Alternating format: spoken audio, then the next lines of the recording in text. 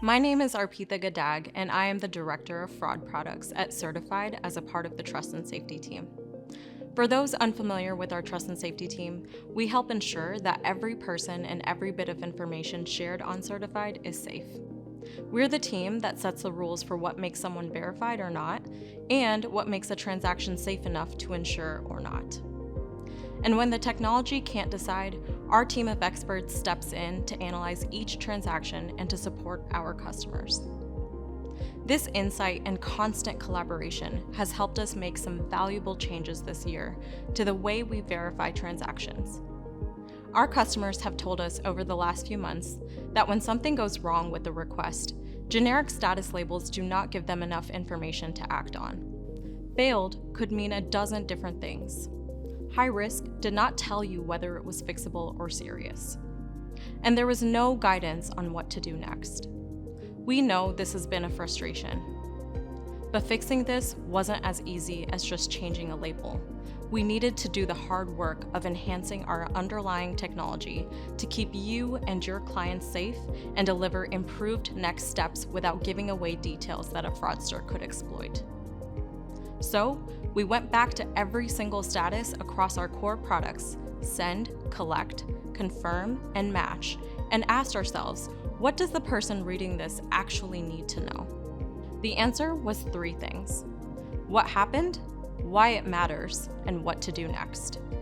Starting with this release, 2 statuses have been renamed and 1 is brand new. High risk is now blocked. This is a deliberate security stop. When you see blocked, Certified detected something that warranted stopping the request entirely. And now you will see the specific reason right in the portal, whether it was too many multi-factor authentication attempts, an ID verification that did not pass, or other signals that indicated elevated risk. You'll know not to proceed, and you'll get clear instructions on what to do next. If a request is blocked, you'll know to not disclose the specific reason to the recipient and to follow your organization's escalation process for high-risk scenarios. If it's unable to process, the recipient may be able to retry once the issue is resolved. Also changing is the failed status, which is now one of 2 new statuses, either blocked, which stops the transaction as mentioned, or unable to process, which means the request could not be completed, but the recipient may be able to try again. Our platform will now show you the specific reason here too, whether it's multiple devices detected, a suspicious network, or even a failed live selfie scan. We have also introduced a new status, pending. This means Certified's Trust and Safety team is actively reviewing the interaction. Our team of fraud analysts monitor flagged activity around the clock, and it is one of the biggest differentiators we have.